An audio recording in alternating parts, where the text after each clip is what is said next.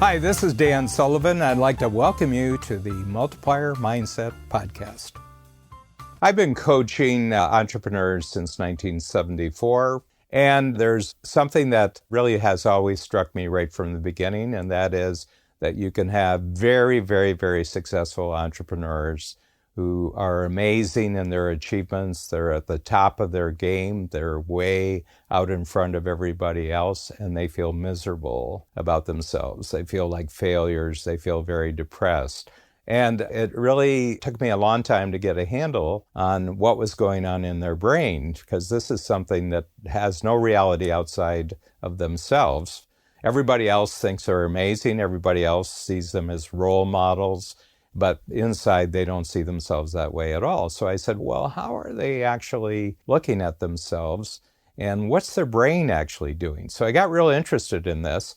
And it took me a couple years to actually get a handle on it, to actually create a picture that showed the difference between entrepreneurs who are very successful and get a big positive reward from their success, and those who are just as successful, but they don't get any reward. As a matter of fact, they're almost going backwards, because the more skillful they become, the worse they feel. And I came up with a concept, and I got two names for it. It's called the gap and the gain.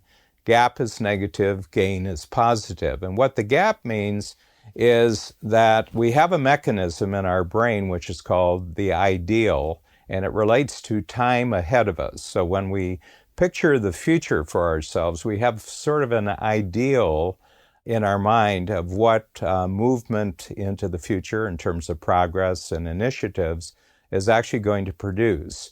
So what the purpose of the ideal is that, first of all, it motivates us emotionally. We get very excited about moving into a future that we see as bigger and better, more exciting and more rewarding. But it's an image that is really not a measurable image. It's sort of a feeling. It's sort of an experience that we want to have in the future. But in order to actually make progress, we can't actually go to the ideal, because the ideal actually isn't a reachable point. It's a form of illumination. If you really wanted to know what the ideal is, it kind of illuminates in the time ahead an actual goal. So the difference between a goal and an ideal simply illuminates so that we can see what our goals should be. The goal is actually someplace that we can get to because it's measurable.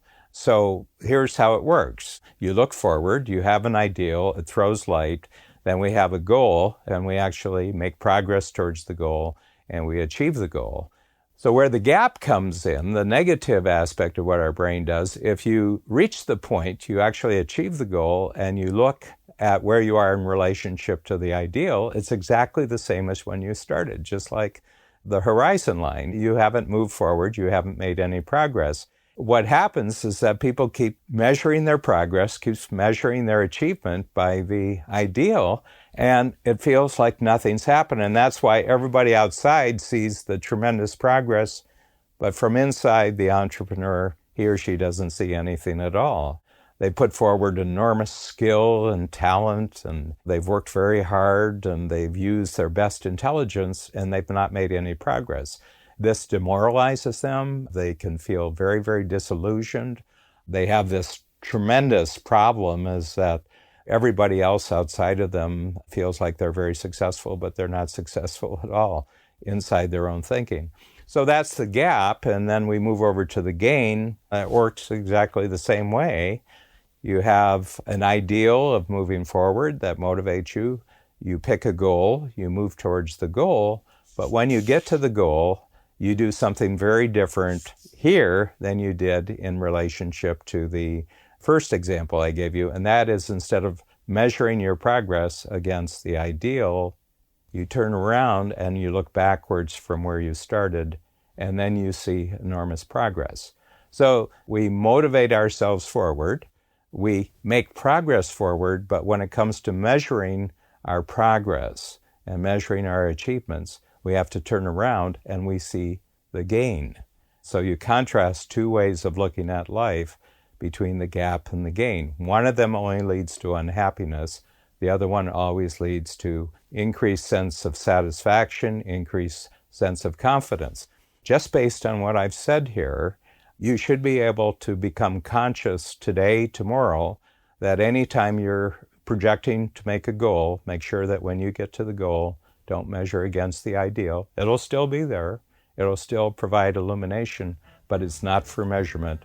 Always turn around and look where you started, and your progress will always lead to a greater sense of satisfaction, greater motivation, and a greater sense of purpose.